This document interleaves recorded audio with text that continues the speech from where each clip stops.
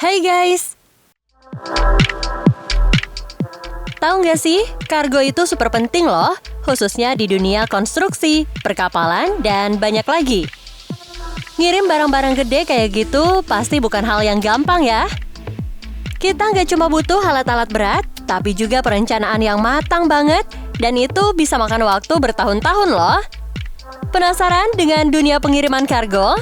Tonton terus video ini untuk tahu pengiriman kargo terbesar di dunia.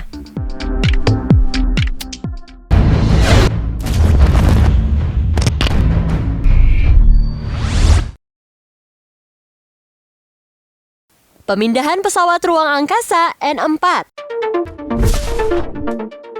Guys, coba bayangin, ada pesawat ruang angkasa namanya N4 milik Amerika Serikat yang udah 25 kali bolak-balik angkasa dan hampir 4.700 kali keliling bumi.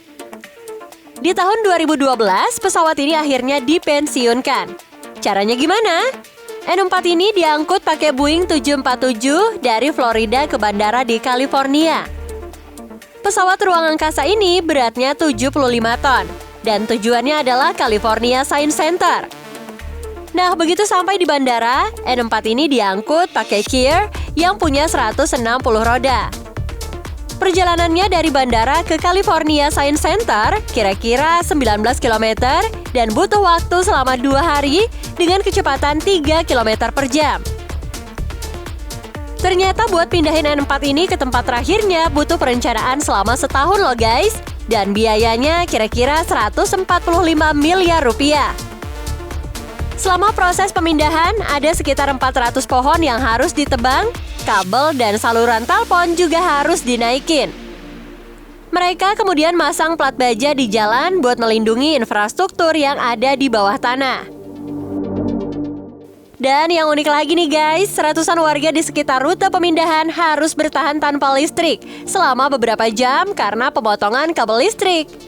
Tapi warga setempat nggak ngeluh kok, malah seneng banget karena bisa lihat peristiwa bersejarah kayak gini. Gokil ya!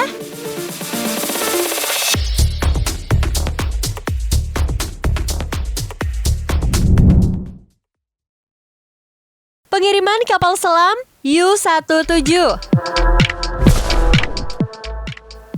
Nah, sekarang kita ganti topik ya.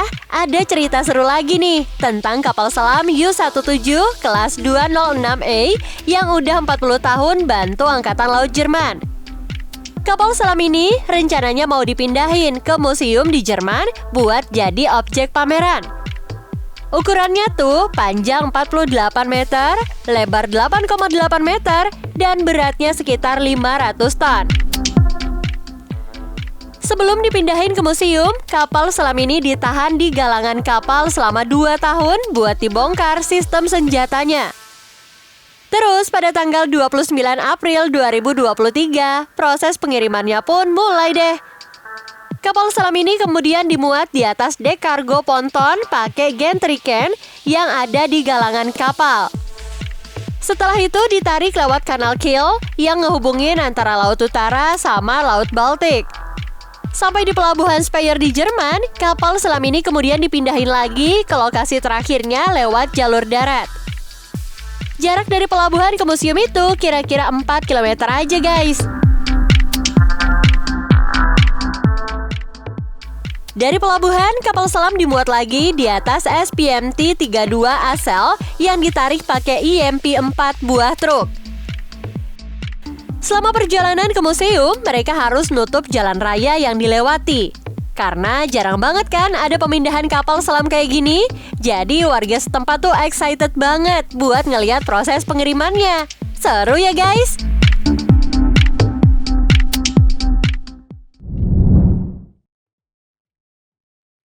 Pengiriman pintu terusan Panama. Guys, coba denger nih cerita keren tentang pengiriman pintu terusan Panama.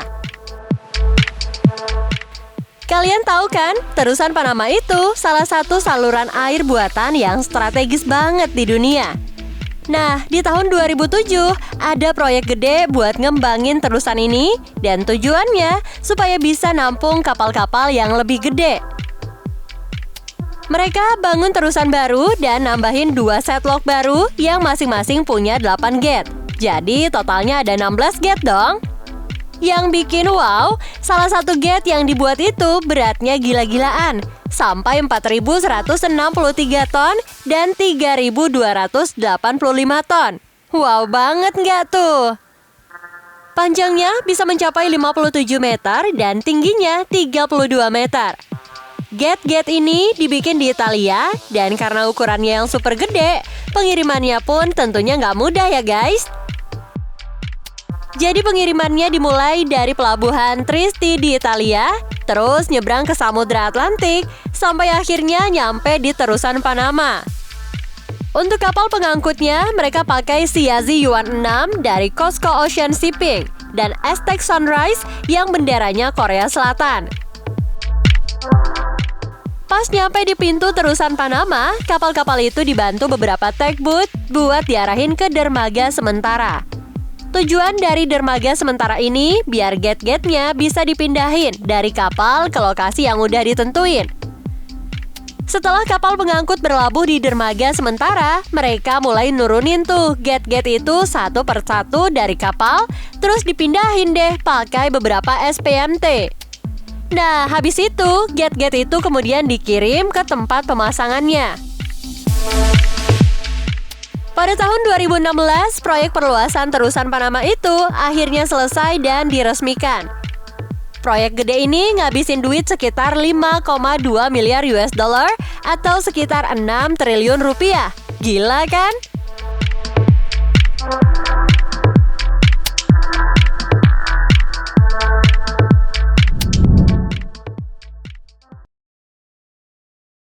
Pengiriman FPSO.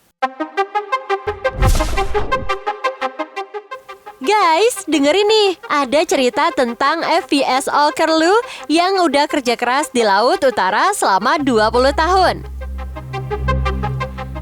Sekarang kapal ini rencananya mau didaur ulang di Norwegia. Jadi, FPSO itu merupakan singkatan dari Floating Production Storage and Offloading. Dan ini adalah kapal yang digunain buat ngolah, nyimpen, dan ngalirin minyak mentah serta gas alam di laut.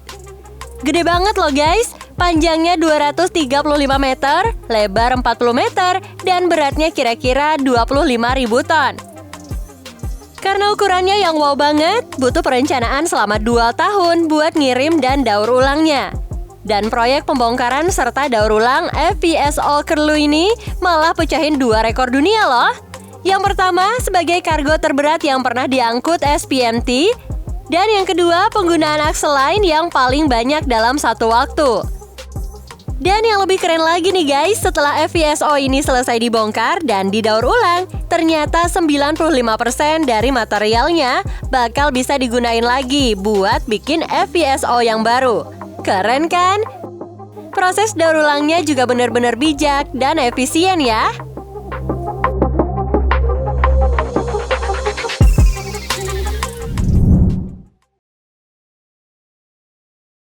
Pemindahan pesawat terbang.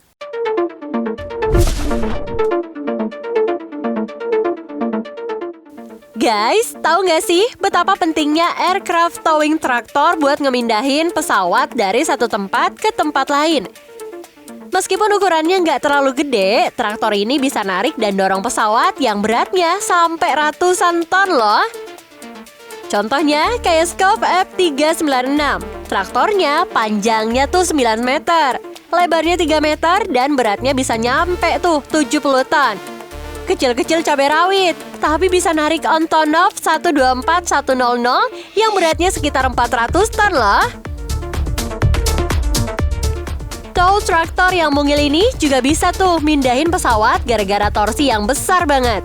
Gearboxnya spesial dan ada balas bajanya juga di sasisnya. Balas baja ini bikin rodanya jadi nggak selip tuh pas narik Antonov 124100. Plus, tow traktor ini juga dilengkapi dengan mesin diesel dengan daya yang gede. Pas proses pemindahan, mereka sambungin bar ke tow traktor. Nah, setelah nyambung, tow traktor bakal bawa pesawat ke landasan pacu. Dan nantinya pas sudah sampai di tujuan, barnya dilepas, terus pesawatnya siap deh buat take off. Keren kan? Gimana bisa tuh si kecil ini bisa melakukan tugas berat kayak gitu?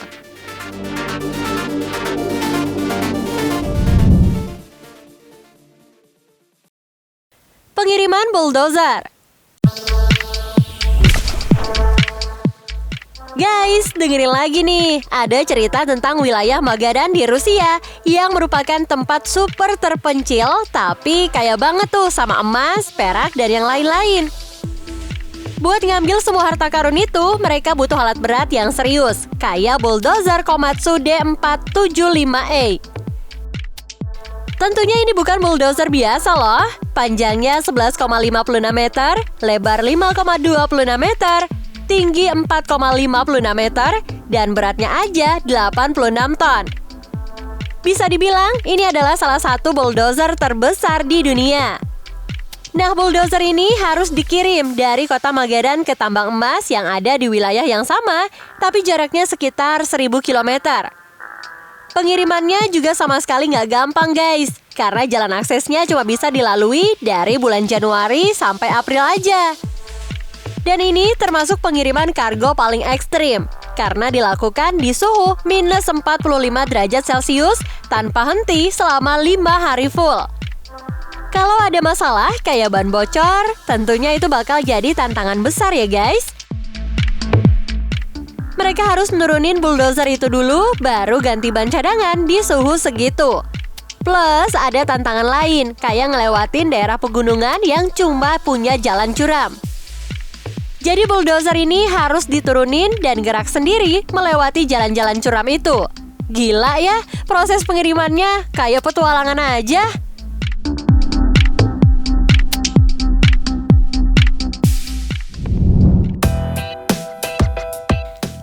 Well guys, itulah sekilas tentang dunia pengiriman dan pemindahan yang penuh dengan tantangan dan keajaiban teknologi.